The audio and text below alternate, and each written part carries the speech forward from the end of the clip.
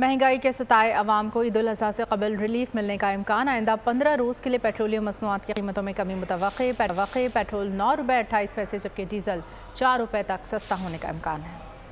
आलमी मार्केट में खाम तेल की कीमतों में कमी, आवाम को रिलीफ मिलने का इम्कान। पेट्रोल और डीजल सस्ता हो सकता है। गुज़िश्ता एक हफ्ते के दौरान आलमी मार्केट में खाम तेल की कीमतों में कमी रिकॉर्ड। कीमतों में कमी का फायदा आवाम तक पहुँचाए जाने का इम्कान। 16 जून से पेट्रोल की कीमत 9 रुपये 28 पैसे फी लीटर कम होने की उम्मीद है। आइंदा 15 रोज के लिए डीजल की कीमत में 4 रुपये 2 पैसे फी लीटर कमी मुतवक्के है। 16 जून से मिट्टी के तेल की कीमत में 2 रुपये तक कमी हो सकती है।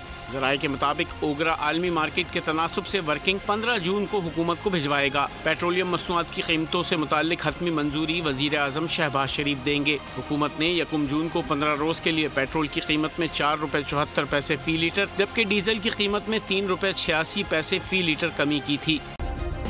सब्सक्राइब करें और बेल दबाएं ताकि कोई खबर रह न जाए।